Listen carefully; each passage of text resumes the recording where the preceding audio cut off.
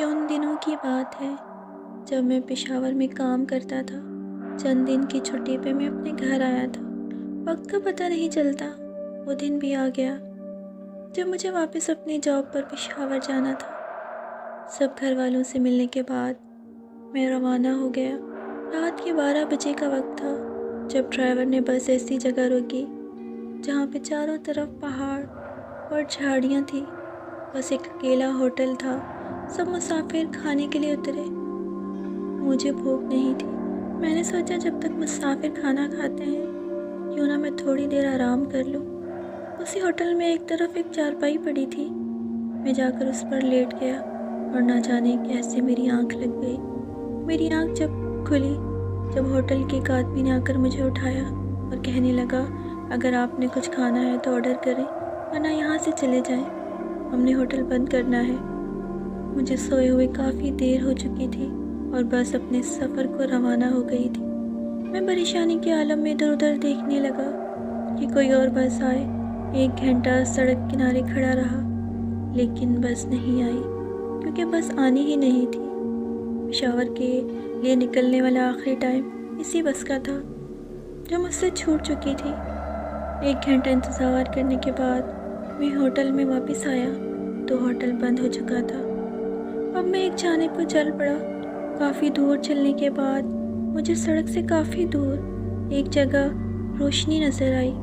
میں جھاڑیوں کے بیچ سے گزرتا ہوا یہ سوچ کے چل پڑا کہ شاید یہاں سے مجھے کوئی مدد مل جائے۔ میں چلتا گیا اور جب میں روشنی کے قریب پہنچا تو ایک چھوٹا سا گھر بنا ہوا تھا۔ ارد گرد قریب اور کوئی گھر نہیں تھا۔ ارد گرد صرف جھاڑیاں ہی جھاڑیاں تھیں۔ مجھے تھوڑا سا خوف محسوس ہوا لیکن میں نے ڈرتے ڈرتے اس دروازے پر دستک دی کیونکہ میرے پاس اور کوئی آپشن نہیں تھا۔ جیسے ہی میں دروازے پر دستک دی دروازہ خود بخود ہی کھلتا چلا گیا۔ جیسے ہی دروازہ کھلا میں حیران رہ گیا۔ سامنے صحن میں میری نظر ایک کالی بکری پہ پڑی۔ میں ایک دم سے چونک گیا۔ میں پسینے سے شرابور ادھر ادھر دیکھنے لگا۔ میرے حلق سے کوئی الفاظ نہیں نکل رہے تھے۔ میں دل میں کلمہ طیبہ کا ورد کرتا جا رہا تھا اور اچانک سے وہ کالی بکری غائب ہو گئی۔ میں ڈرتے ڈرتے بیچ صحن میں پہنچ چکا تھا۔ رات کی کوئی 2 بجے کا ٹائم ہوگا۔ چاروں طرف اندھیرا اور کالے سنسان پہاڑ اور جھاڑیاں تھیں اور میں ان سب کے درمیان ایک گھر کے بیچ میں پھنس گیا تھا کیونکہ میں اب اس گھر سے باہر نہیں نکل سکتا تھا کیونکہ اس گھر کا گیٹ اب بند ہو چکا تھا۔ میں نے کافی اس گیٹ کو کھولنے کی کوشش کی لیکن وہ گیٹ نہیں کھلنا تھا، سو نہیں کھلا۔ خیر میں اللہ کا نام لے کے آگے بڑھا جہاں لالٹین جل رہی تھی۔ لالٹین ایک کمرے میں جل رہی تھی۔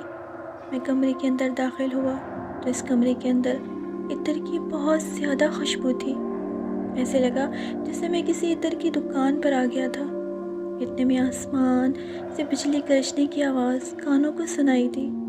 میں بہت بری طرح سے ڈر گیا تھا اور پھر مجھے ایک آواز آئی جو بے حد خوفناک تھی۔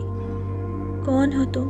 کمرے میں پڑی بوسیدہ فرنیچر کی الماری کا دروازہ کھلنے کے بعد عجیب و غریب سی آوازیں اس کمرے سے آنے لگی۔ میں ڈر کے مارے پیچھے کی طرف ہٹا۔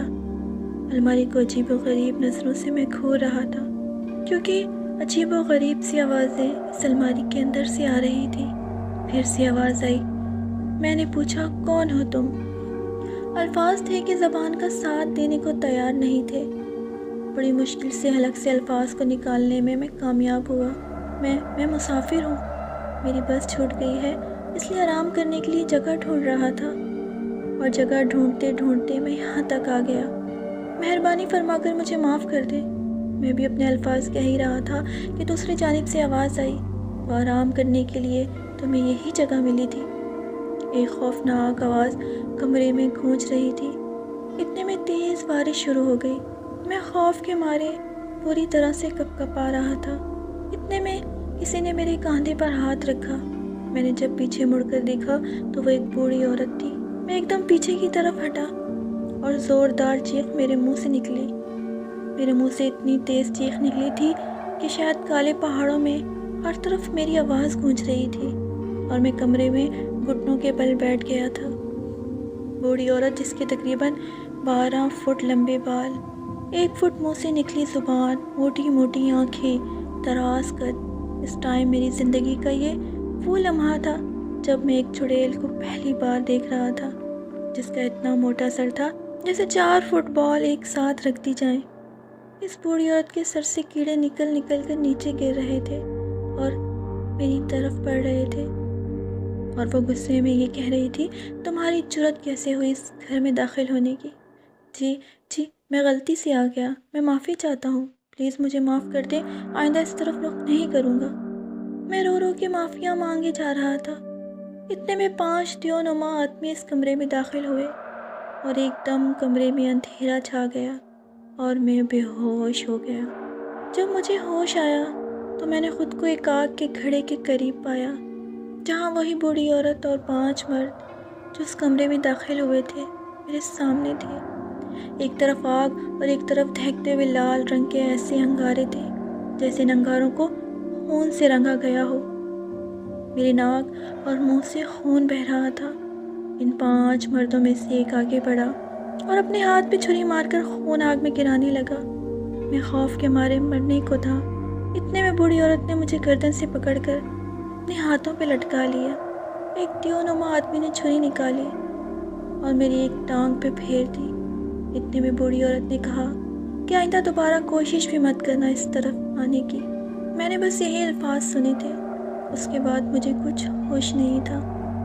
صبح جب مجھے ہوش آیا تو میری ایک ٹانگ اس جگہ پہ تھی جہاں رات کو آگ جل رہی تھی۔ نہ جانے میں کیسے زندہ بچ گیا تھا۔ ان خوفناک لوگوں نے مجھے نہ جانے کیسے زندہ چھوڑ دیا۔ شاید میری کوئی نیکی تھی جو میرے کام آ گئی تھی۔ آگ بجھ چکی تھی اور میری دائیں طرف کی ٹانگ کافی حد تک جل چکی تھی۔ میں چلنے پھرنے کے قابل نہیں تھا۔ خیر اتنے میں سے ہوٹل کے کچھ لوگ لکڑیاں کھٹی کرنے آ رہے تھے۔ میں نے ان کو اپنے جسم کی ساری طاقت اکٹھی کر کے آواز دی۔ انہوں نے مجھے دیکھ کر میری طرف دوڑ لگا دی، قریب آ کر پوچھنے لگے، کیا ہوا ہے تمہیں؟ کون ہو تم؟ مجھے ہوش نہیں تھا، بس میں نے ان کو اپنے بڑے بھائی کا نمبر دیا اور کہا، بس اس نمبر پہ فون کر کے میری ساری حقیقت بتا دے اور میرا نام بتا دے۔ پھر مجھے پتہ نہیں کیا ہوا کیا نہیں، میں پھر سے بے ہوش ہو گیا۔ جب مجھے ہوش آیا تو میں ہاسپٹل میں تھا۔ میری بیوی میرے سرہانے بیٹھ کے رو رو کے خود کا برا حال کیے بیٹھی تھی۔ میں نے اٹھنے کی کوشش کی لیکن نہیں اٹھ سکا، کیونکہ اس حادثے میں اپنی ٹانگ کھو چکا تھا۔ میں نے لیٹے لیٹے اپنی بیوی کو تسلی دی کہ شکر کرو میری جان بچ گئی، الحمدللہ اب میں کافی ٹھیک ہو چکا ہوں۔ لیکن وہ ثانیہ جب میرے ذہن میں آتا ہے تو میری روح کانپ جاتی ہے۔ اس واقعے کے بعد میں نے یہ سبق حاصل کیا ہے کہ کسی بھی ویران اور سنسان جگہ پر اکیلے بغیر کسی تحقیق کے کبھی نہیں جانا چاہیے۔ ہمیں کبھی بھی ایسی جگہوں پر نہیں جانا چاہیے جہاں پر جانے کے بعد ہم ساری زندگی پچھتاتے رہیں۔